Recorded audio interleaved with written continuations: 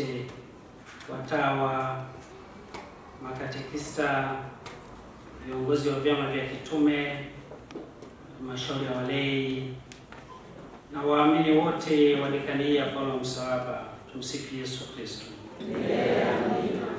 Mimi sichukui nafasi nyingi amechukua dekano zote.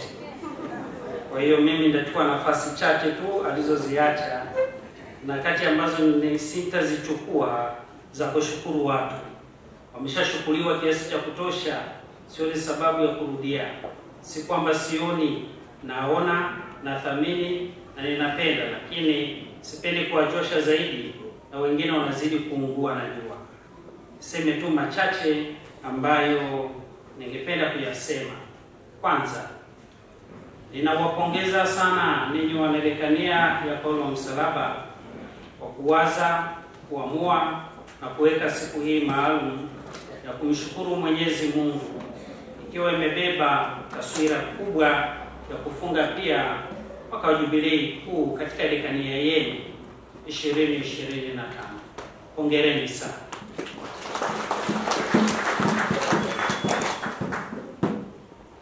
Ninapopongeza hilo, nitumie falsafa ya panya: kuuma na kupuliza. Sasa nimeanza kwa kupuliza, sasa nauma. Nimeona wakati tunatambulishwa, niliofika hapa tuna parokia nyingi, lakini nafikiri ni wachache. Sijui kama nitakuwa na dai zaidi au ni ukweli kuwa wengi hawajafika katika tukio. Jambo hili linanipa au mambo mawili: moja, hawaoni thamani ya kitu hiki, au la pili, hawakuhamasishwa kiasi cha kutosha juu ya umuhimu wa siku ya leo.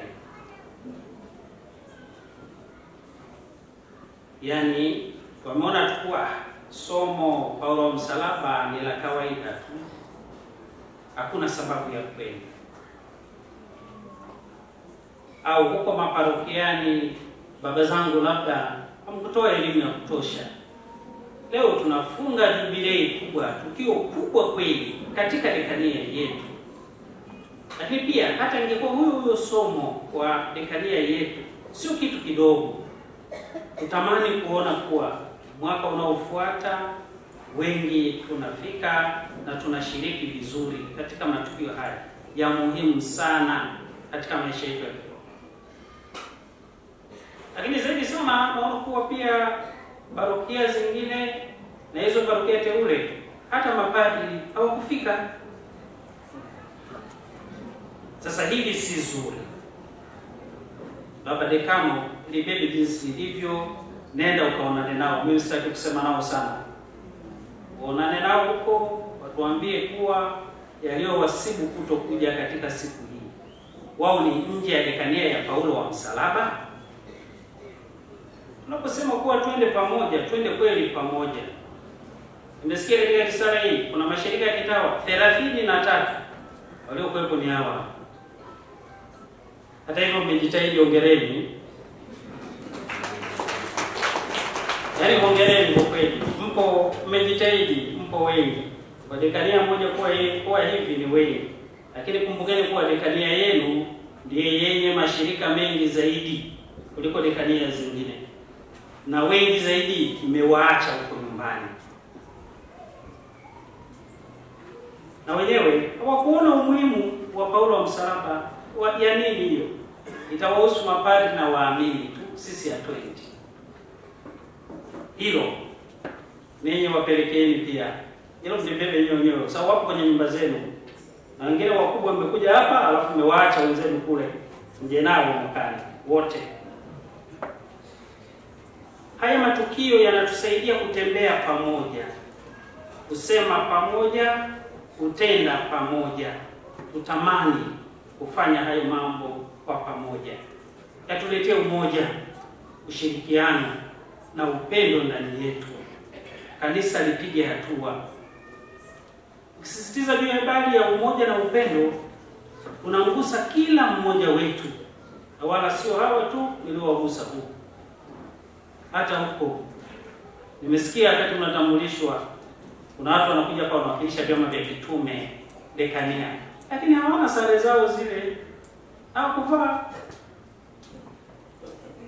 Yaani unawakilisha dekania nzima.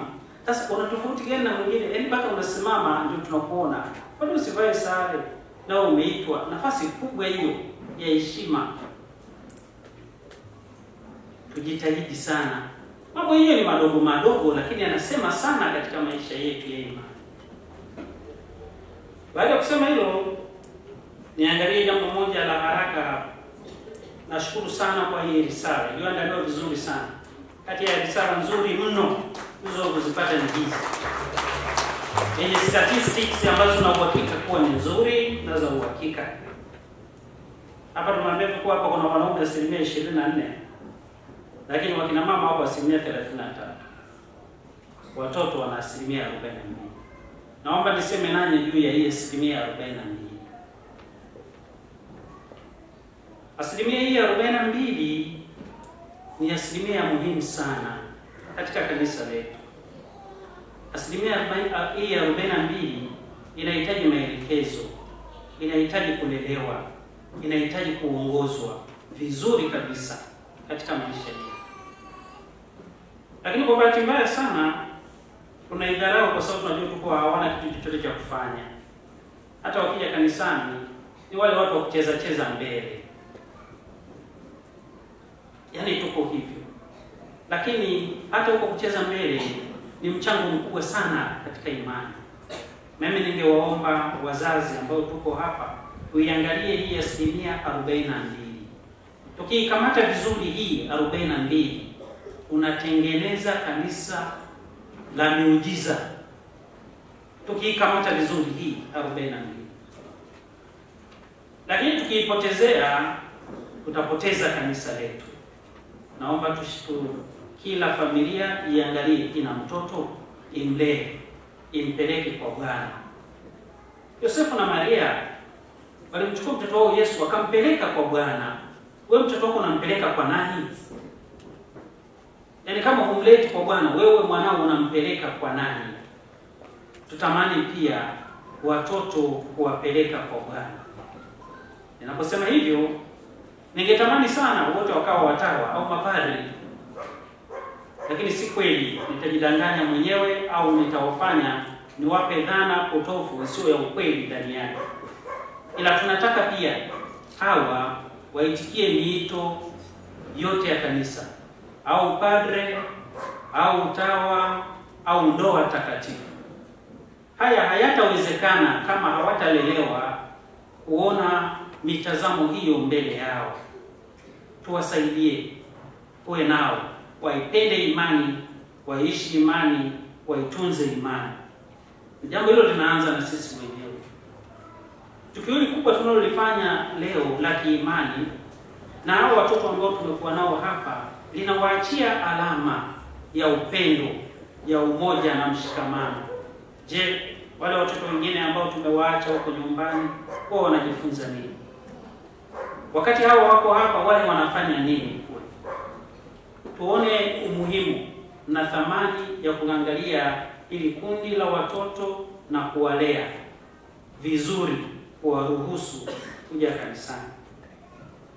Kwenye upande wa vyama vya kitume ambavyo vimeelezewa hapa, kuna vingine havina uongozi uliokamilika na kadhalika, na tunashukuru Mwenyezi Mungu kuwa sasa hivi kuna uchaguzi unaendelea.